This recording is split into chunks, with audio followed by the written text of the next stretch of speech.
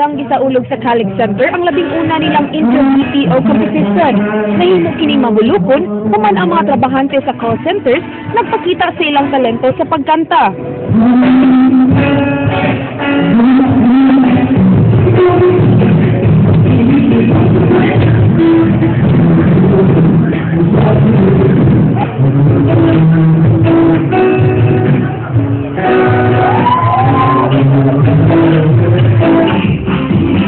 Ugdo na sa gipahigayon nga fire dance competition nga gitumong subay sa kasaulugan sa sinulog.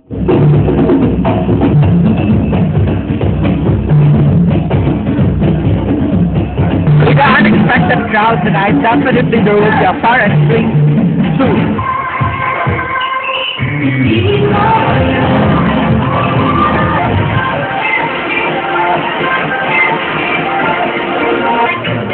Subay sa ika-125 nga kasaulugan sukad na mugda ang Lydian and Jeans, nangatagan og kahigayunan ang mga Subuanon nga makadisenyo sa ilang kaugalingong kalsuni sa Lee. Uban na mga fashion icons o artista sa Subo, nagmalampuson ang customize your own denim, baguhay lang. Nakapili ang mga bisita og nagkalain-laing style sa ilang mga denims gikan sa Lee.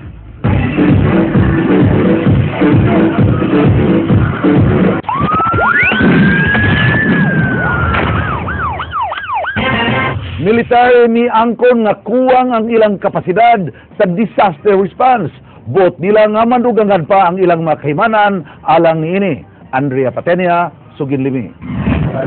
Gipahigayon sa mga sakop sa Central Command ilang labing unang command conference alang sa tuig 2014. Ilang giasas ang ilang performance sa miaging tuig ug gitumbok ang mga pamaagi nga mas mahimong epektibo sa ilang trabaho.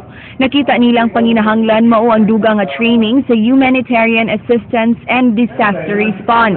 Alam naman natin na merong average ng 19 to 20 typhoon ang dumarating dito sa ating area, kung kaya't puspusang paghahanda ang ating ginagawa din dito. Migahin na sila pondo alang sa disaster equipment aron di na sila maglisod sa pagresponde sa mga trahedya. Samtang gisusi usab ang mga taho nga planong banhawon sa communist groups ang ilang presensya sa Subo ug sa Bohol. At atin namang ginagawa ng aksyon na talagang hindi muling manumbalik ang disturbance nila sa ating peace and development na atin nang nagawa dito sa parehong probinsya ng Cebu and Bohol.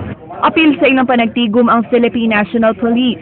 Matod sa FSA-PRO 7 Police Chief Superintendent Danilo Constantino, andam silang mutabang sa mga proyekto sa militar. Gipahibaw sab niini nga ilang gipanid-an karon ang crime group gikan sa Mindanao nga miabot kuno sa Subo.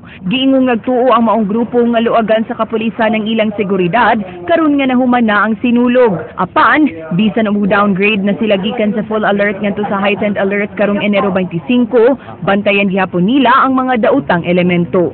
Lagi ko naman itong panawagan sa mga kababayan natin, for them to report kung merong silang nakikita na di pangkaraniwan. May mga suspicious looking persons na loitering around their premises, their establishments. So, malaki yan, Andrea Patenia, News 5. Duha ka apartment units gilamoy sa kayo pasado alauna karong hapon sa may 4th Street, San Valley, Dakbayan sa Subo.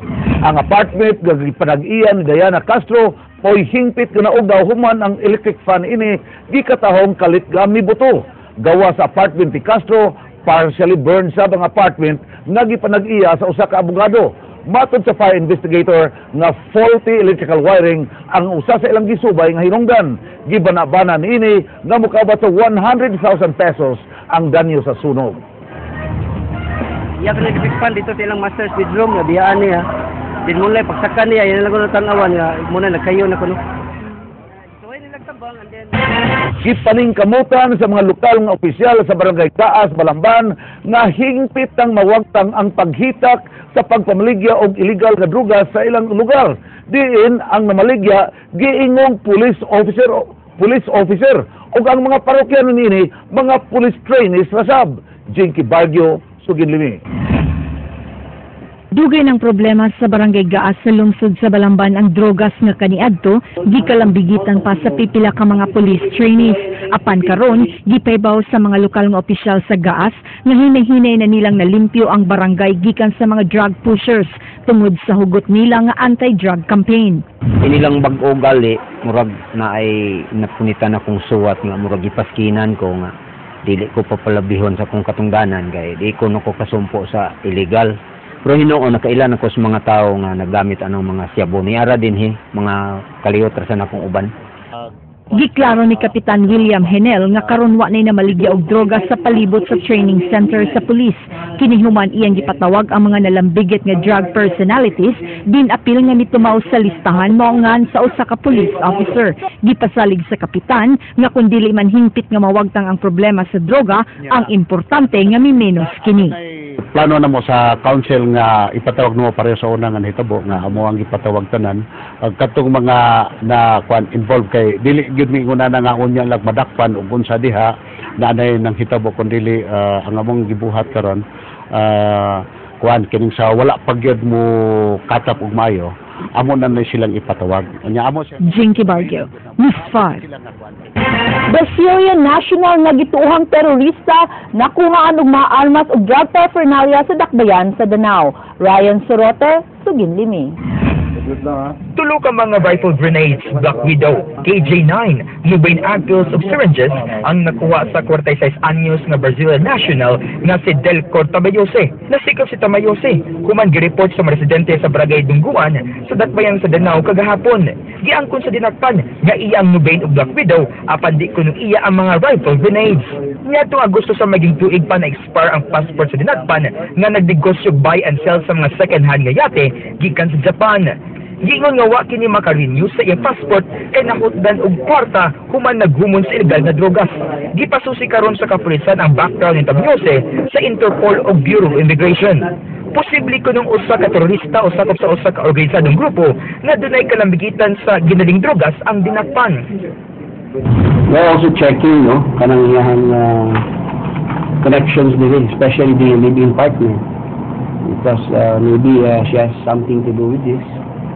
So all these things will be checked in coordination with our counterpart from Bureau of Immigration, PIDEA, and Interpol.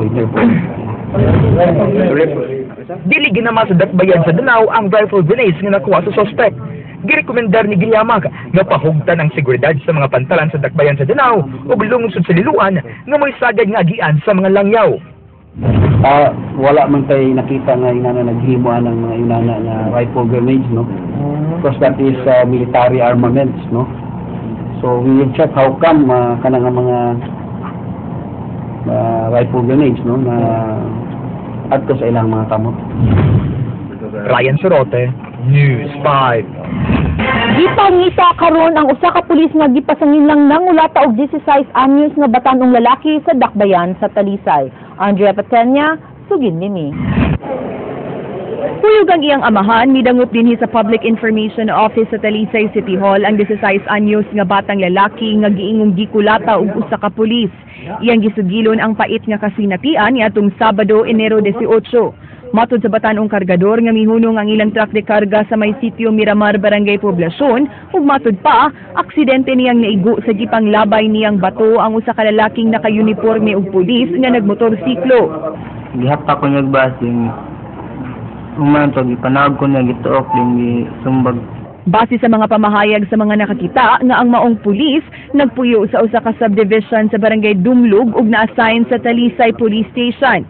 Aso isaamahan sa biktima nga gidadayon niya sa Talisay District Hospital ang iyang anak aron makurasyonan ug gipablotter ang insidente sa Talisay Police apan wa kuno sila seryosoha sa pulis nga miatubang kanila. Total kung nakasaam gani siya, iyan lang ipatawag ang mga ginikanan kay na may ginikanan na mutali na ingon nga ako na ginikanan. Nako lang ko ambang nga naa siya sa balaod nga nung siya bay mo hukom kulata sa kon sa binimbata nga bisag sa pag ganin niya dili siya ngayon ng kulata kay pulis ba siya Midangup og balik sa Talisay Police Station ang mga reklamante kuyog ang mga sakop sa media. Gihimakak sa hepe sa Talisay nga wa nila atimana ang mga reklamante ug matud pa, gi-refer sila sa women's desk apan wa na mamalik.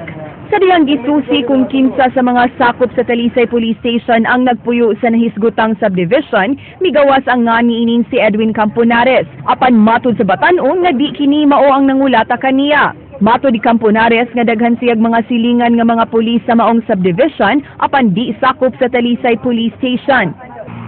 Munang ako ipakuan kang Campomanes kinsa ng mga pulis niya tapos silang mga pictures kay patanaw sa bata. Dugang ni Superintendent Santos nga kung masayran nga sakop niya ang mikulata sa bata, di siya magduha-duha sa pagsilot niini. Andrea Patenya, News 5.